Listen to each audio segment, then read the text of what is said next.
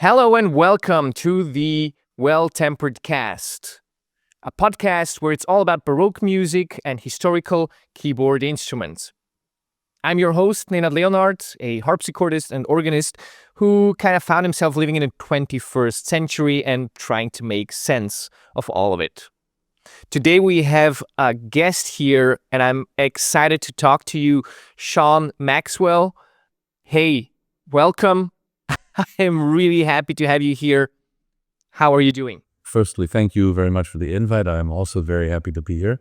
I'm doing well. I'm just coming out of the sort of heavy season of Christmas and New Year for keyboard players. So I'm looking forward to turning it down a little bit here in January after going full gas for a little while, but I'm doing very well. Thank you. Awesome. Yeah, we just had a short chat before we started the recording today. I mean, you came off a flight, like this is directly after a flight. You're in a room somewhere in Portugal, I presume. You were in 5 different countries during the past week or so. Crazy schedule. So I'm the more happy to be able to talk to you today. Very happy to be here. Thanks again for the invitation. I'm excited to see what we get into. Awesome. Sean, would you mind telling us a little bit about yourself? Certainly, yes. So I am an organist, a historic organist and harpsichordist.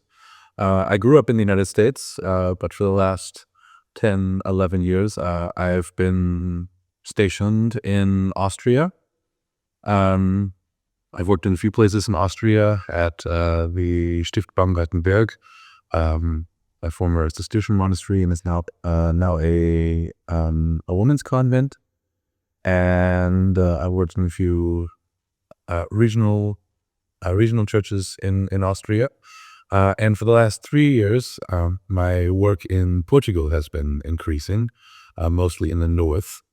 I started to play in Portugal in the middle of 2021, and I saw this really wonderful early music scene, organ scene, sacred music scene that surprised me, honestly. It far surpasses what we see in certainly Austria, but in many places in Central Europe. And I was very excited and motivated to get involved, and got very fortunate that my work here increased over the following couple years, and now most of my work here is in the north of Portugal. I do a lot of traveling for work, so I keep some of the work in Austria with a chamber orchestra in Steyr, as well as some sort of freelance playing in Oberösterreich. There's the work in the north of Portugal with some of the festivals, as well as a Benedictine monastery. And I also work with the Musica Transalpina Baroque ensemble. That is a Baroque ensemble based in Los Angeles in California. And they do early music, particularly sacred music of the 17th century in a liturgical context and in the traditional Latin Mass, in various rites from the period. And they work together with a group of Norbertine monks in the area, and they always put on these really spectacular, grand liturgies. And then I also work occasionally in the UK with some priestly organizations for the traditional Latin Mass. And we sort of combined early music and historically informed performance practice with these historic liturgies, and it always creates a really special product. Oh, I love that. I would love to be there and to actually see these happen, like real life. I'm totally into seeing stuff like how it was originally done and originally made. And this is also a little bit the theme of this podcast. So I guess we'll talk about that also some other time.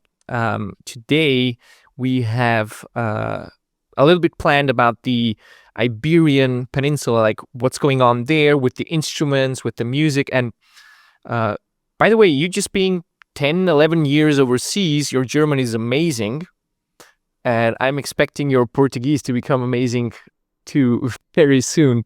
Yeah, I got very lucky. I grew up with some government translators back in America, so the move to Austria was not a big deal.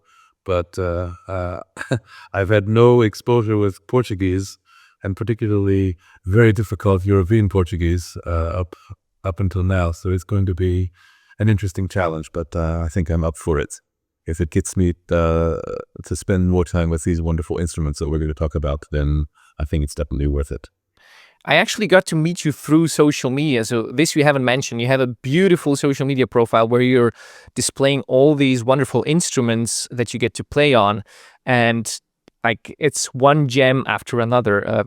I'm just looking at your feed and I'm like, man, I should be jealous of this guy. Like, look at what the things he's doing. It's really, really cool. So if you're not following Sean at this point, you're missing out. Go and check out his profile for sure. I've learned so much through you, actually, and I had the great opportunity of getting to know Iberian instruments as well, which was also quite a surprise for me.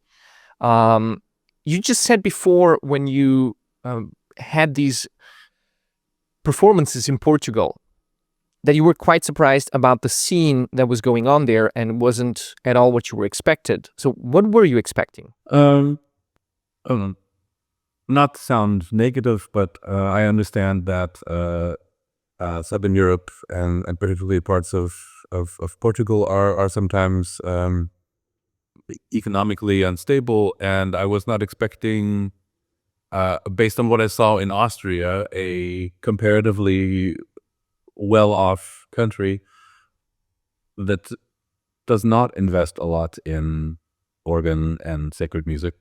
I was expecting, I guess I could say, a moderate to uninterested group of people. As bad as that sounds, as much of a preconceived notion as that is, but I got here, and I think in probably a 100-kilometer radius, there was something like 12 or 15 international organ festivals for sacred music, and we're musicians, we have to live from it. So I'll say the pay from a economically less stable country was 5, 6, 7, 8, 9, 10 times more than what you would expect in Austria, and it blew my mind. And so I went to the first performances that I had here, and they were standing room only. These are not small little parish churches in the middle of nowhere. These are major monastic churches and brotherhood churches in quite large cities on the peninsula, and they were full. I remember doing an organ recital last year, 2 years ago, that sold 1,127 tickets, I think. I don't know if anywhere in Central Europe where 1,127 people would go to an organ recital. It just doesn't happen. And I think the people here are very proud of their heritage, and they recognize that the organ and these ecclesiastical buildings are a major part of their heritage, and they want to support that. Generally speaking, entry into concerts, particularly organ concerts or sacred music concerts in Portugal, is free. Guests do not pay entry, and the events are sponsored by municipalities, regional governments, as well as the national government. You don't see that either in Austria. I mean, tell me where there is a government-sponsored organ series in the middle of Austria. It just doesn't exist. And so I started to get really excited about that. I thought, this is something unique. This is a nice little bubble that they have here. Not very many people in the rest of Europe know about this. They're sort of isolated in a little corner of the peninsula, and way at the bottom, the southwest of Europe, and they sort of get ignored by Central European organists, and it presented itself as a really fascinating scene to get involved with, one that was not overflowing with other people trying to make a living, one that was not overflowing with competition. It was a very relaxing feeling because you could come here and you were surrounded by 300 and 400-year-old organs, and there weren't a bunch of jerks running around, at least not too many jerks running around. As your, I guess, competition. It felt like you could come here and you could sit at these historically important instruments and offer something, and offer what you give what you have to offer, and that was valid. It was appreciated, very appreciated, and I felt I need to get more into this. And so the first time here was in April of 2021, and then later in that year, I got a festival invitation from some people that had seen a few of my initial concerts with choir in Porto in the north, and then sort of blossomed from there. The festival directors would get a hold of me. They would see that I was interested in their instruments. They would see that I had a at the time relatively small following on Instagram, but nonetheless new people that could be reached, and they, I guess, took chances and offered me recital opportunities in their festivals, and I became connected with some clergy here in 2020, late 2022, 2023, particularly with some Benedictine monks. And there's some exciting news coming up in the near future about that work, and a very special instrument here in this country. And I'm very much looking forward to what the future holds here. And So you're not gonna spill the beans right now. We have to wait. Yeah, we have to wait till the all the ink is dry. Okay.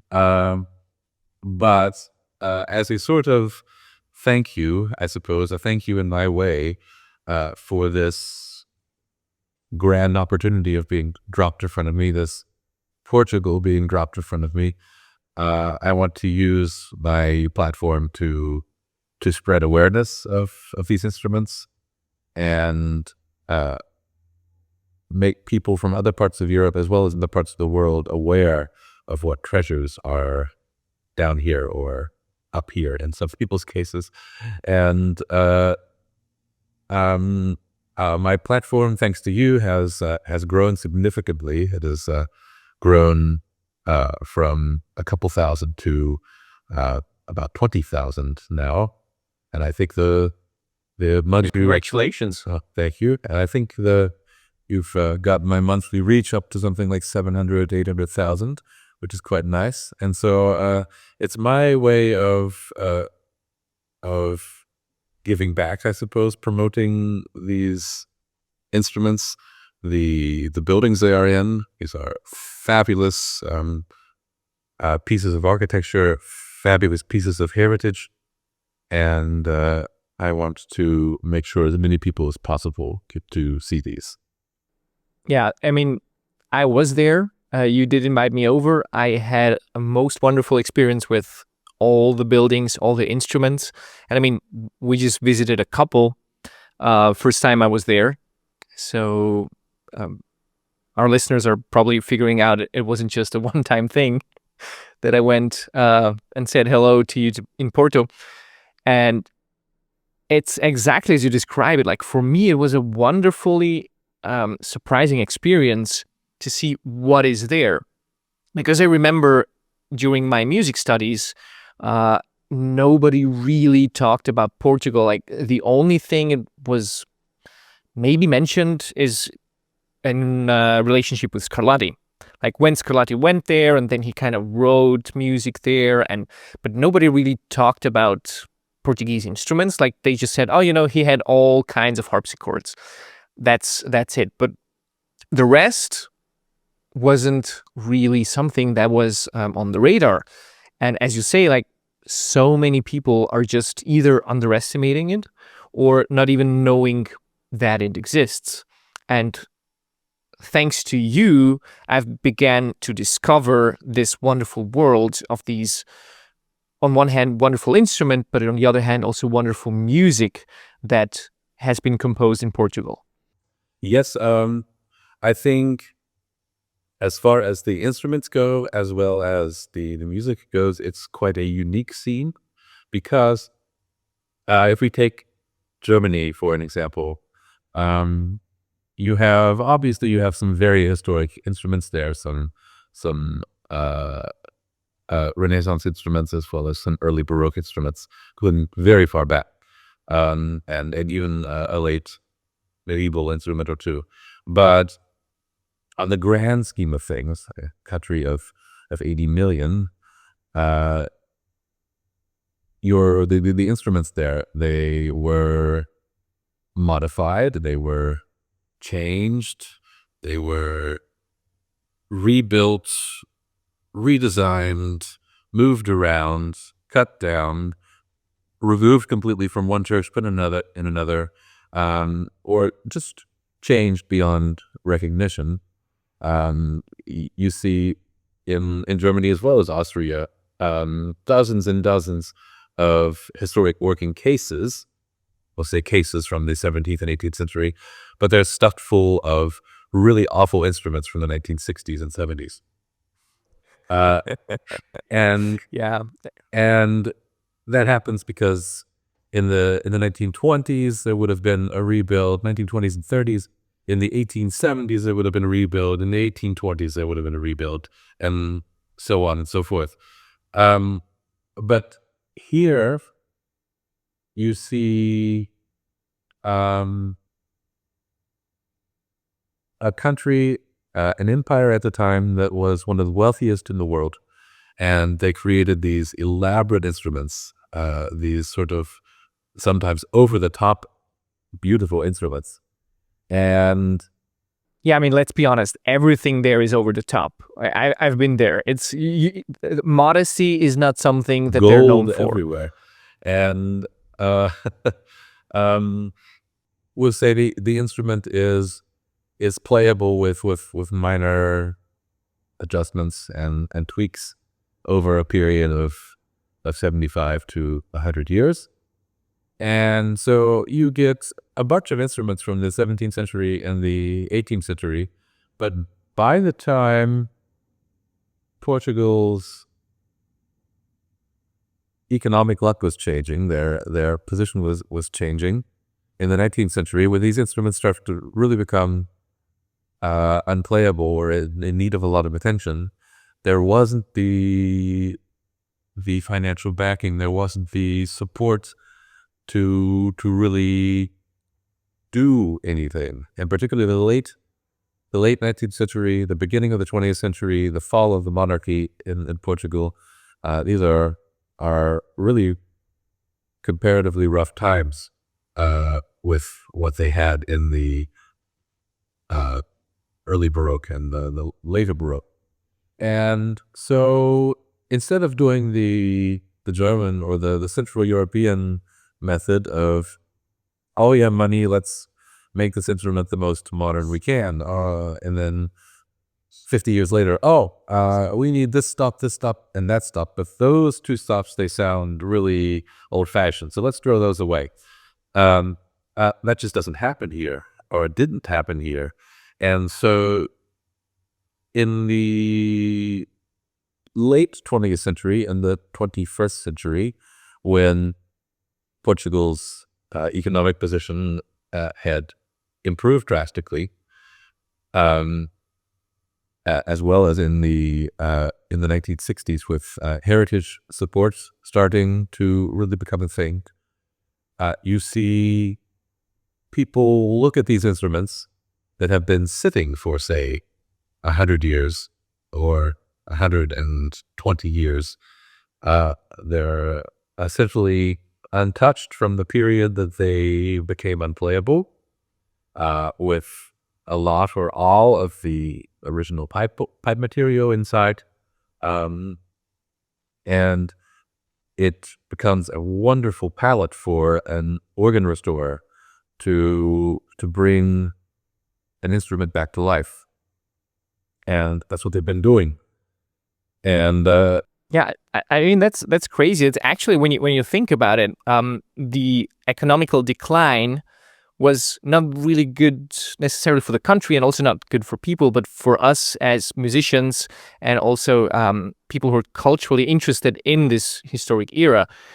It's the best that could have happened, because now we get to have these original instruments. Had Portugal been rich beyond belief in the 19th and 20th centuries, you would see far less historical instruments than you do now. The same goes for the actual music that's being played. Well, but maybe before we get into the music, let me just summarize really quickly, because I think it's really important to understand just what you explained just now. The correlation between money and affluence and the modernization of historical instruments, because it was quite fashionable, like when the epoch changed, when the fashion changed, kind of people started throwing out older registers or completely exchanging the new instrument. And almost exclusively all instruments that we have today that are historical, they are somewhat lucky in that they were preserved because the place didn't have money or the means to modernize them back at the time. So they were either dismantled, lying somewhere in a cellar or something, or maybe they were just sold from one church to the other, because the monastery was dismantled. You have this a lot in France, for example, after the revolution, a lot of instruments being sold to smaller churches, and they just not having the means to improve anything, so it was just kept as is. And now it's the most original specimens that we have. But this goes on throughout Europe. So the more money a place had, and obviously Germany, you had a lot of trading places, but also a lot was destroyed during the war, of course. And there's very, very few instruments compared to other places, like, for example, in Portugal. Also in Italy, you have many more, let's say, original instruments that just were preserved because nobody touched them, because they couldn't. Yes, the numbers are unbelievable. In Braga, for example, in the north, a city of, I don't know, maybe 120,000, you have, I think, about 40 historic instruments. And in Porto, you have at least 10, 11, 12, 13 instruments from, we'll say, before 1800, 1810. Yeah. So actually in Braga, you have 120,000 population and 40 instruments. So if you would increase your ticket sales from 1,100 to 30,000, you could actually play for the whole city of Braga on 40 different instruments. That's the next goal, maybe. And when that happens, I will buy you one of the organs. No, but that's actually really, really impressive. Like just the cultural density over there. I think one has to experience it with their own eyes. Otherwise, it's just empty talk. Like just go there, get a ticket, and enjoy. I mean, that's what can be said. Yes, if you want to know more about the festivals and good times for organ concerts and organ-related things going on in the north, feel free to always contact me. I'm very happy to share. So. Awesome. Thank you for giving us also that opportunity. Now, what I was also curious about these instruments, we had a little bit this talk when I was over there for a project that we kind of did together, but also separate, but also did together, and that we're going to talk about in this episode as well. So again, I had no idea what I could expect from these instruments, like how they would behave, how they would sound. And maybe just to look at it from the perspective of national styles that we had in Europe, there were like, just to basically say it, we had like the French style and the Italian style that were very influential during the Baroque period throughout Europe. Everybody was looking to the Italian style to just form like the basic understanding of music. Very many musicians went to Italy to study. And at the same time, the French king, the Sun King, he kind of started copying a little bit of the Italian stuff. He preferred some of there, but then he wanted to differentiate it and make it actually French. So then the French court kind of became famous and everybody started copying them. And so you can see, for example, with the German style that they were trying to create this mix of Italian elements and also French elements and then create like this unique German mixed style, right? So what was going on in Portugal meanwhile? A comparatively unique scene. There is some clear influences from elsewhere. Italian influences, certainly. If you think of an early Italian organ, you think of bright and a lot of top end and directness, clearness, and that certainly shows up in Portuguese and Spanish instruments. We'll say Iberian instruments. There are certainly some small regional differences around the peninsula, whether you're Portuguese or Castilian or Basque or Catalan or whatever you may be. But the style is very cohesive otherwise on the peninsula, and it's very unique. It takes a little bit of the sound concept of the Italian organ. It uses interestingly the nomenclature of the English organ. So if you look at the stops of the organs I play in Portugal, Portugal has obviously been always very deeply connected to England for their support contracts from the early modern period that still exists, the port wine trade, all of this stuff going on, very connected. So you look at the stops on a Portuguese instrument, and you'll see 12th and 15th, like you would expect on an English organ. They use this very same nomenclature, and that's very exciting to see that they can take what they like from the Italian concept as well as the written aspect, the visual aspect from the English concept, but makes such a unique instrument nonetheless. The instruments have this very broad sound, a very penetrating but dark sound. In the case of the instrument I play most, the facade is a 24-foot lead and plated lead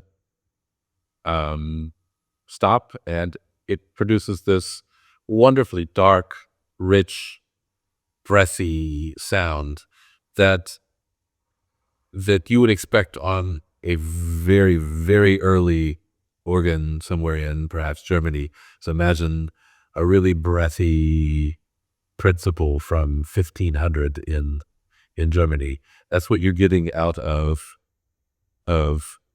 Iberian principles in the Rococo period even, and later. And yeah, and that is so interesting for me, because I know that like the basic of organs, they were kind of more or less the same throughout Europe in the late 16th century. So there weren't as many national differences like that started developing in the 17th. And so you comparing it to a German principle that is from the 16th century, I think is very, very interesting, and might be showing exactly that they kept certain traditions from that time. Also, their relationship to the pedal may be something that is going also back to that time. Relationship with the pedal on the peninsula is very interesting. Very much like the English organ. You had often no pedals whatsoever. And if you did have pedals, you would have sort of knobs that you pressed with your foot, and you might have, say, 4 or 5 to 1 octave of knobs, nor only the, say, for example, C, D, E, F, G, A, maybe B flat, B. That would be a common knob pedal board that you would see in the Iberian Peninsula. So essentially for long pedal points in the literature, or if I suppose if you had tiny hands and you couldn't reach something, you might be able to bring it out in the pedal. There's been some research done very recently into the extent of its use. It's a bit controversial. There may have been some more, I won't say virtuosic, but more in-depth playing of those knobs if they were available, but that's yet to be researched. Another interesting aspect of the instrument are the shamads, the horizontal trumpets, very common in the Iberian Peninsula. And this will not make your Spanish listeners very happy, but it has long been accepted that the first shamads on Iberian organs were invented by a Spaniard, and he put them on the instrument, I think. I'm not sure of the dates for him. Maybe the very end of the 17th century, beginning of the 18th century. I'm not positive. But there are extensive archival documents in Portugal that have survived because Portugal suffered no war damage in the Second World War, and for cultural heritage, damage to cultural heritage, they suffered very little in the 19th century as well. And so you have an extensive amount of documentation about instruments. And it has recently been discovered a reference to chamads on a Portuguese organ in Coimbra as early as 1610, which blows the theory of them being first produced much later in Spain out of the water. And that's something that I personally am going to spend a lot of time in the archive about, but I think it will revolutionize how we look at the instruments here and the function of some of the organ stops in the late Renaissance and early Baroque. So you have also these sort of fun stops that we can talk about that are common on Iberian organs. I think we had a lot of fun with water. Yeah. Yeah, we actually did. Like that was, I think that was one of the most fun parts in the whole thing. So I guess we can spill the beans now.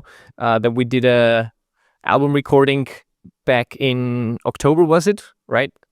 In Porto, and we're still waiting for the production to come to an end before we start actually talking more and publishing and so on. But like one of the greatest episodes for me was this bird stop, the so-called bird stop. So I remember like it was over there with the usual stops, and I wasn't familiar with the instruments in the beginning, so I would just pull it by habit because I expected a principal to be there, and there were like these screeching, awful sounds that just sounded like some dying hawks or something.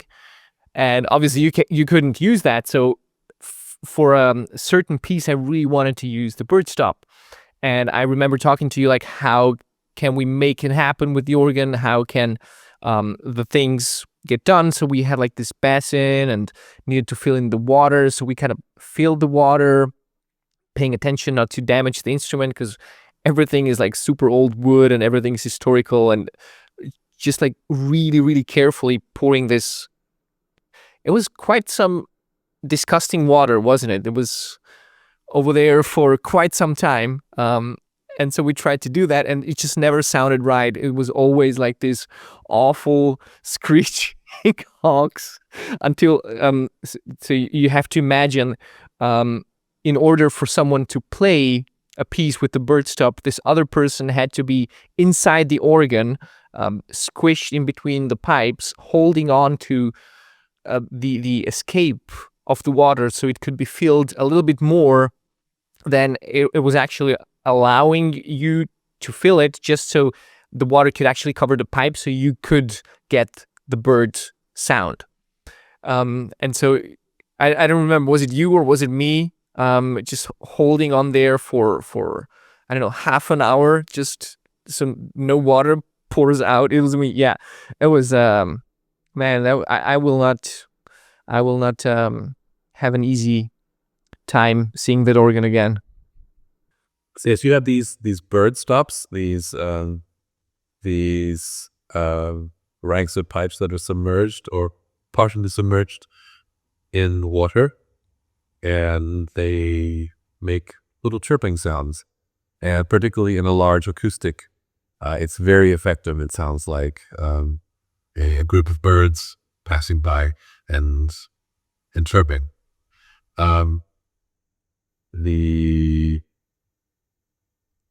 You also have, in the case of the organ we recorded on either side of the instrument, there were sort of Iberian Zimbelsterne.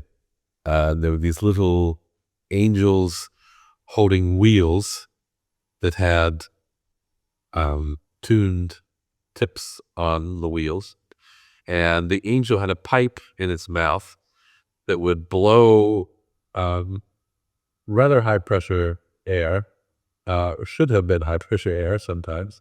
Yeah, it should have been. And it would spin the wheel and would make the tabs on the edge of the wheel click and make a sort of Zimmelstern sound. Yeah, I mean, they were extremely cute. And I have to say, it wasn't the best sounding Zimbelstein I ever heard. It was rather a very rudimentary version of it. However, if you just look at them and see this thing spinning, that was just something else. I've never seen anything like it. However, this extra part also required a little bit of effort, extra effort on our side. So while we were recording, in order for these things not to stop, always somebody was there holding like a stick. So in case the Zimbelstein would get too slow, because of all the metal that was involved there, probably the air wasn't as strong as it should have been to keep them spinning. So we had to kind of help a little bit, doing the hard work. Yes, absolutely. As far as the instruments themselves go, we can say that there is a broad smattering of advancement. You have, on the one hand, the organ that we recorded on is from the period about 1716 to 1719, and it had a fully chromatic compass from low C all the way up to F above the staff. Yeah, and this was not extended, right? This was original. As far as we know, it's original, which is very impressive for the period. In some of the other historic instruments in the area, you see a chromatic compass up to D, which is also quite nice.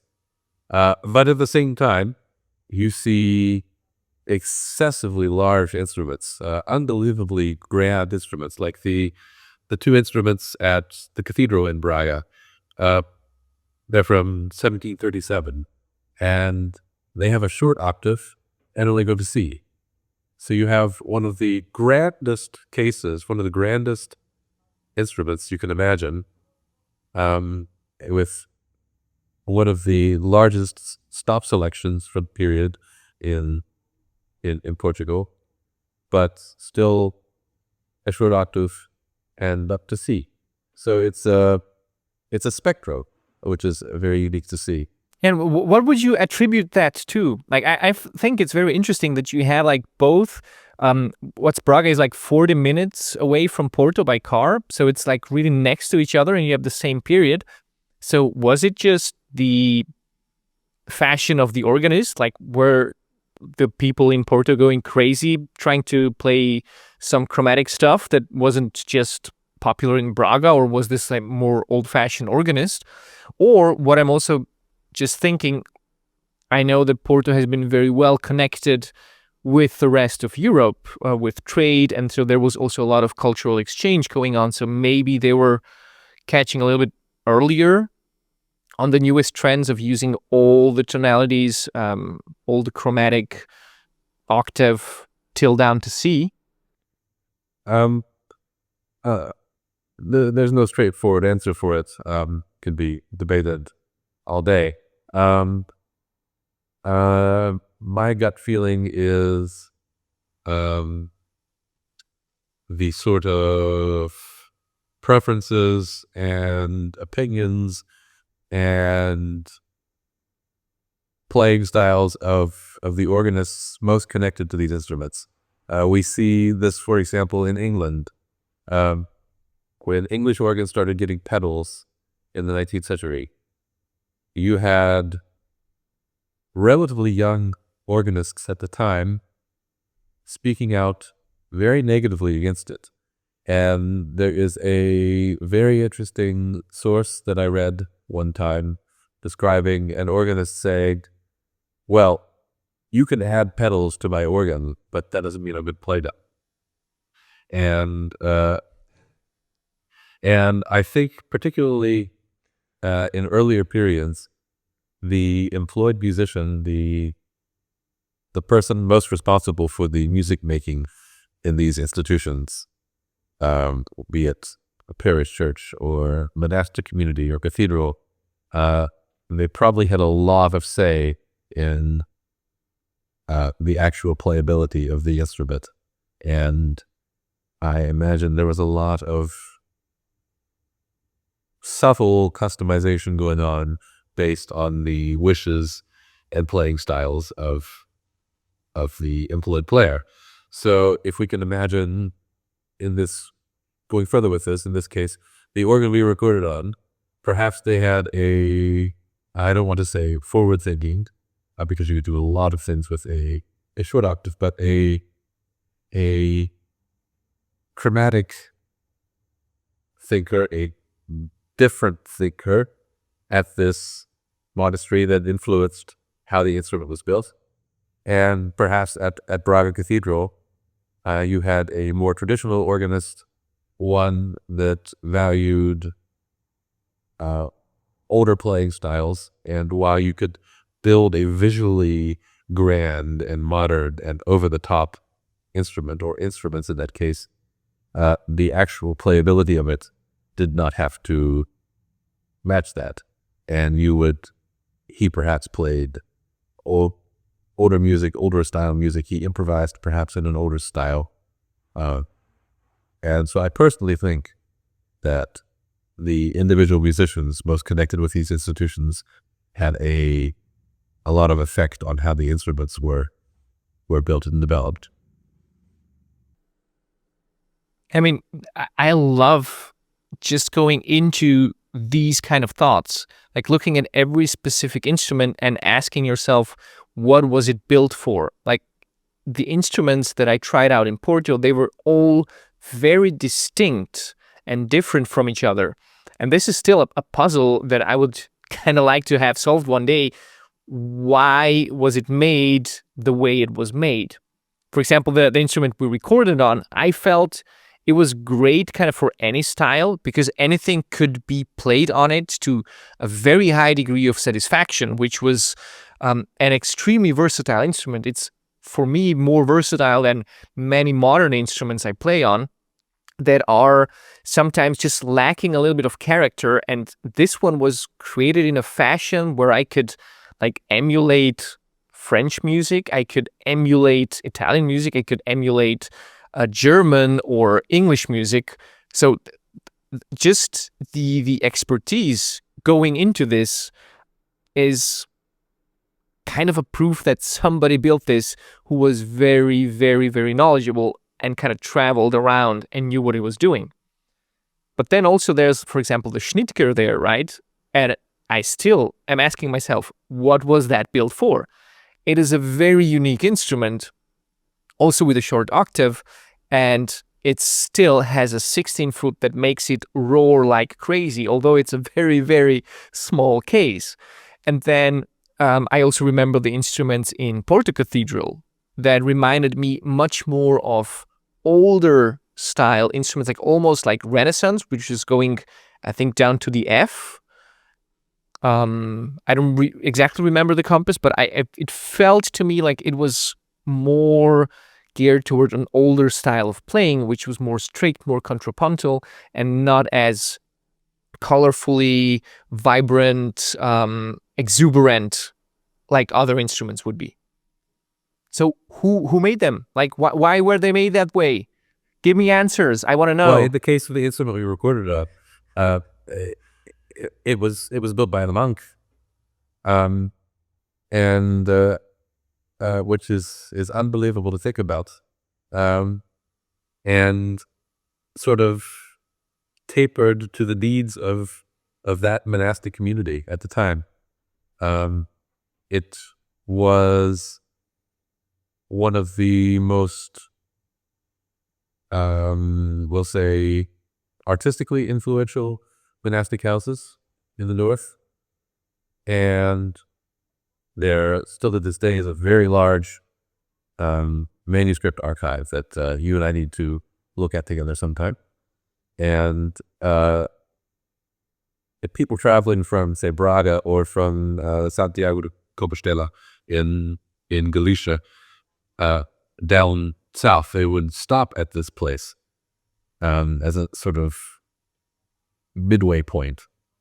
And I really think that the monk that designed and built this instrument wanted to show off what was possible if you put your mind to it, we'll say, what you could do with organ building technology in 1716 to 1719. Make an instrument that appeals to the people traveling from the pilgrimage places in the north down, make an instrument that could appeal to the Germans that show up here from Hamburg, and the Dutch that show up here from Amsterdam, and so on. Make an instrument that could appeal to the traders from Venice. Really, I think that money was no object in the case of the Zambian organ, and they just said, let's go for it. Whereas... And yet they didn't put in pedals. Well, I mean, come on. I mean, you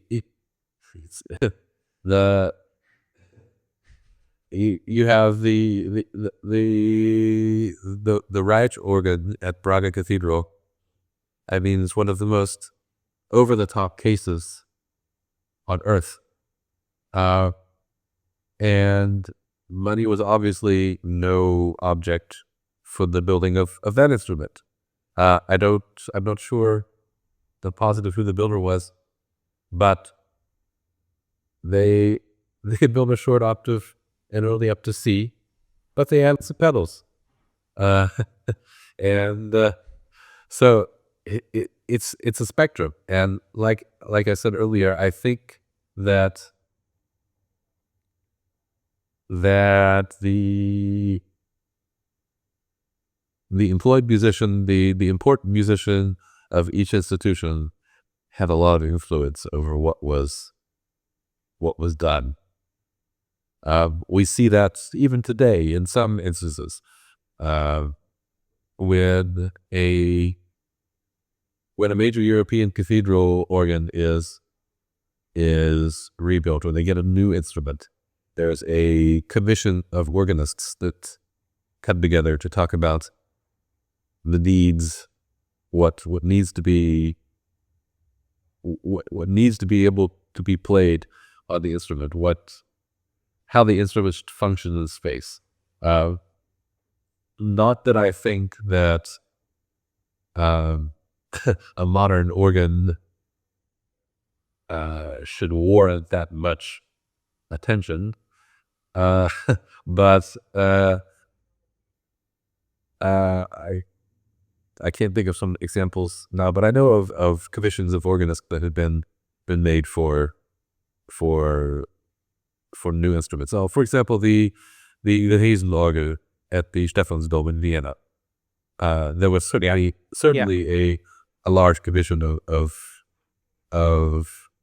organists around the continent that came together to discuss what was going to happen there, and to meet the needs of the resident organists there, as well as other people that were going to be playing.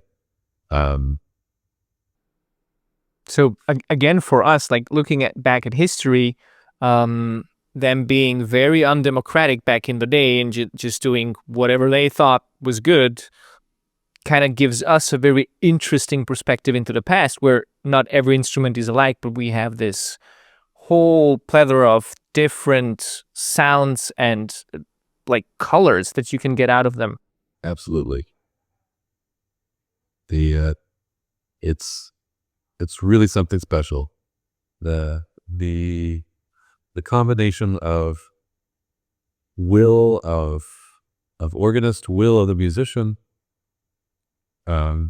expertise of the organ builder, and a whole lot of ego show off. I'm actually looking forward to not showing off the ego, but actually going together with you and looking at these instruments that are so unique that we already talked about. We're going to do a small tour, and we might even record it. Like, if our listeners here are interested in, probably now is the time to let us know if they want to hear more about it, learn more about it, like discover these instruments more in depth and really get to cover this part of instrument building, of sounds, whatever. So this is a great time to remind you to just go ahead and drop a comment or ask a question if you have any. You can reach both of us on social media. You can reach us here, just comment or email, I think is also available. So don't be shy. We are actually reliant on feedback because we also want to give you what you want to hear most.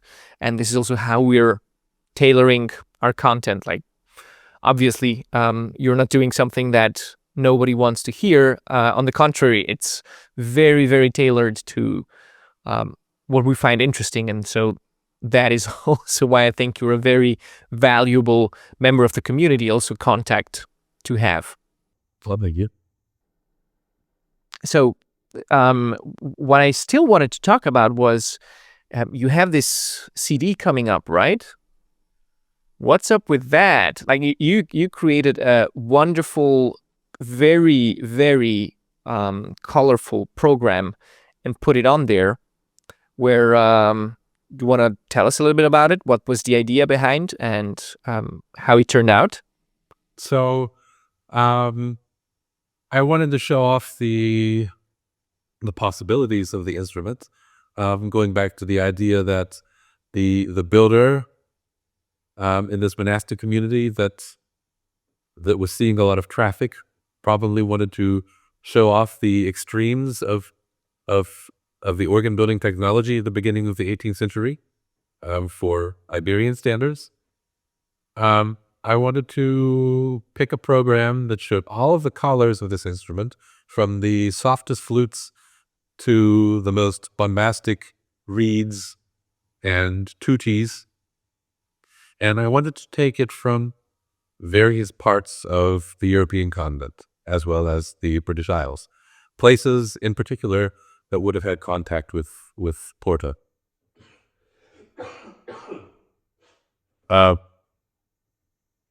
So, for example, there is a toccata by Buffat and a toccata by Froberger to represent this sort of Habsburg music. Habsburg certainly was influential in the Iberian Peninsula. You had Habsburg King Spain, and the idea that this music could travel from, we'll say, the Austrian Empire to the peninsula through Habsburg connections was very appealing to me, and the pieces work terrifically on this instrument. I found collars that just really suited the pieces, and the general playability of the instrument, except for that one Muffat part where you won't see it in the video, but for lack of the pedal point, you're holding down one of the one of the C's, but otherwise, really terrific playability of this music. It felt right to play that on the instrument.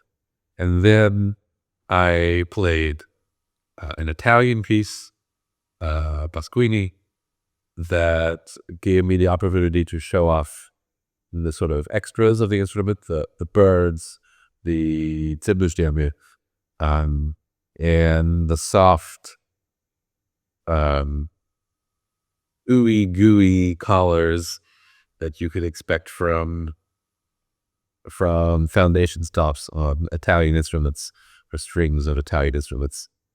They weren't strings in this case, but this nice ooey gooey pastoral sound. I played some North German repertoire. Obviously, Hamburg was very connected to Porto and to Lisbon. They later in the 18th century, Hamburg sent a ship of supplies to Lisbon after the earthquake. There's a direct connection here through trade, and so I took a piece of North German of Hamburg music by Haydn, the famous G minor fugue, and played that with one of the single 4-foot flutes of the organ, and that worked so nicely in the space. It also felt right somehow. It sounds terrific. It actually sounds like a really small, beautiful organ, but you're playing it on this gigantic instrument. And you get the precision and like the quickness of the response. And I'm not sure, were these like multiple pipes per note that you played on one single stop? I don't think so. I think it's a single rank 4-foot flute. Very impressive. Yes. They really understood acoustic properties at this period, even if they didn't know they understood them. And I played some music by Händel, one of his second suite in F major. That was a bit more of a challenge. That was pushing the instrument to his limits. Not so much the slow movements. It's a 2-manual instrument, so you could bring out the solo voice and subordinate voice quite well on the instrument, but the second movement and the final fugue, the fourth movement, were really challenging to pull off on an instrument. It has an extremely stiff, heavy action, and to get that ornate Händel counterpoint just right on that was I'm not quite sure how we pulled that off, but and finally I was there, you did, and I mean, it's not worth something if you don't struggle at least a bit, right? And obviously I recorded Iberian music. I recorded a piece by the Catalan, by the Valenciano Cavalleros, who was organist at the cathedral in Valencia, and it was one of his tientos. That worked obviously very, very wonderfully on the Iberian instrument. And I played, I think, 2 Portuguese pieces. And one of my favorites, I ended the program with one of the big battle, the big battle pieces for organ, so famous here in the peninsula, where you have sort of dialogue between full organ and shabads and foundation stops. And we actually played the same piece for our Yeah, we ended up playing the same thing. Yeah. It was very interesting to see how differently we interpreted it on the same instrument, and I'm really excited for the result. That thing could really make some noise when you want it to. Yeah, I mean, it's a very unique thing to have a battle displayed on an organ.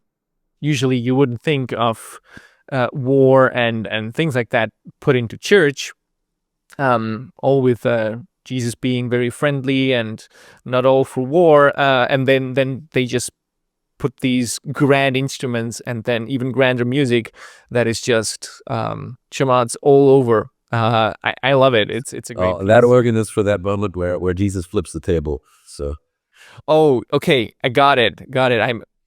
Can we also appreciate, like you said, you were pushing it to its limits, but can we just quickly appreciate how much sound you can get out of that thing without it even fluctuating a little bit. How many bellows did it end up having? Like 5? 5 original bellows. That's really impressive. It's obviously, according to like tradition, it is a split compass instrument. So you have stops for the bass side, stops for the descant side. But behind that thing is a room with it separated in 2 stories with 5 bellows. And we got some really great shots of a dear friend of mine pulling the bellows for the video. So you'll see if you watch the video when it's released, you'll see the bellows being pulled. That's the OG gym from 17th century for monks, right? Just like working the triceps there.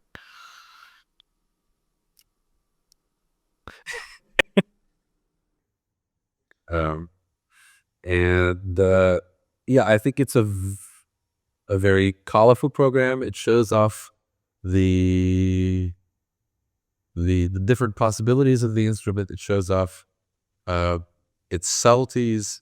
It shows off its ego. It's that these instruments, these grand Iberian instruments, have a certain amount of "look at me" about them. You walk into these grand churches, and you look up, and they're just there, waiting to be admired, waiting to be oohed and awed at, and it's a form of silent pride, right?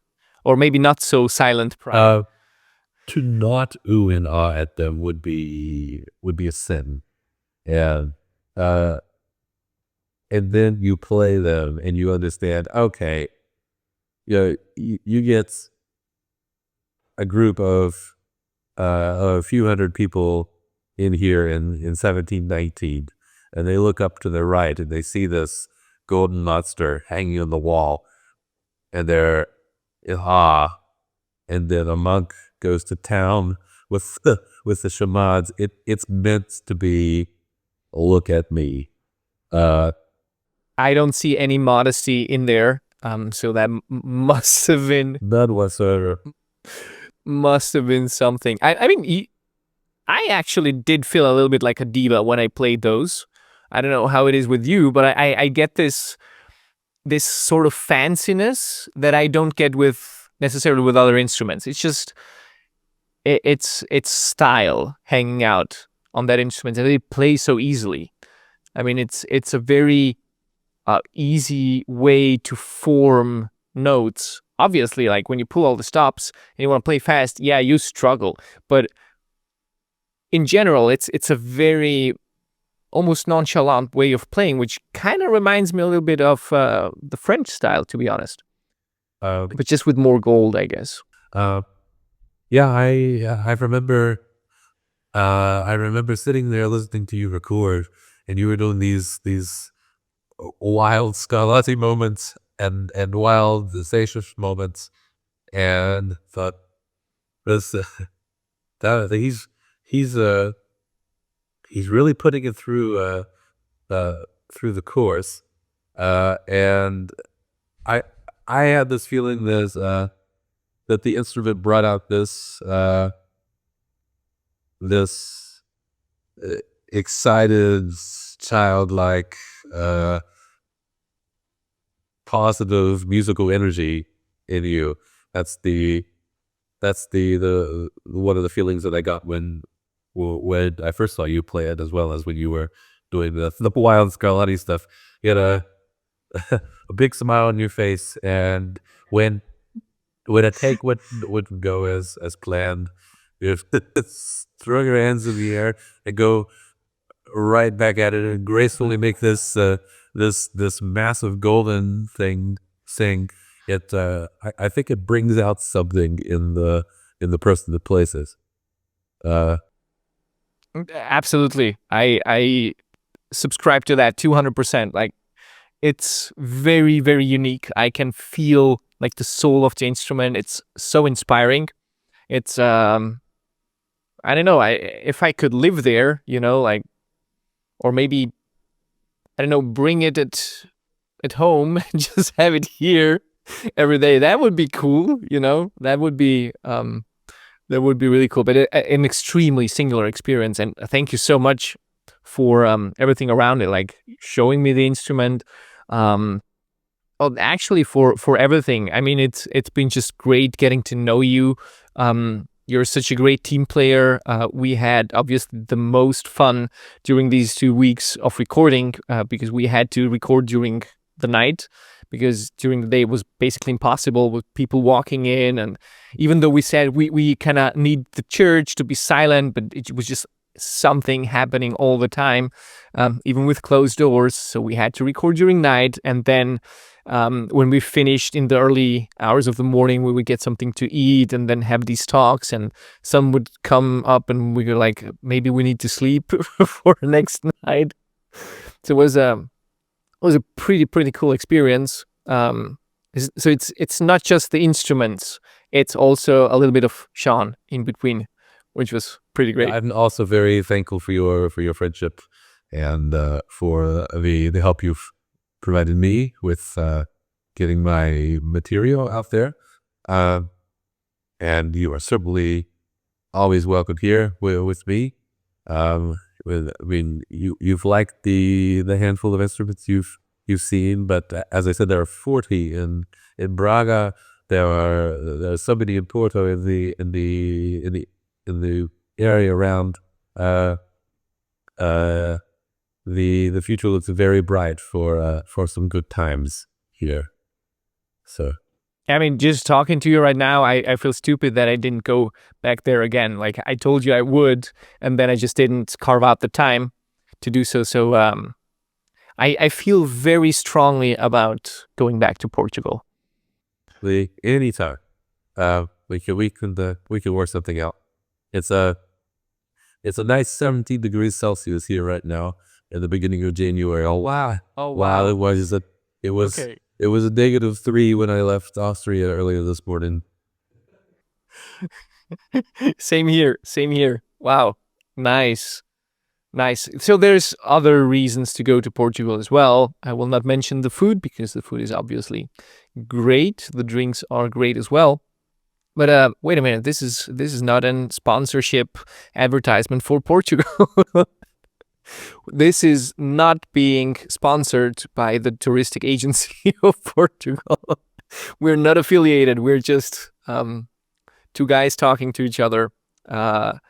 Actually, thanks so much, Sean, for this session. It's been wonderful talking to you again. I cannot wait for the CD to be finally finished, and then I can hear it in its actual final form and all of its glory, and maybe it blows me away even more than when I was there.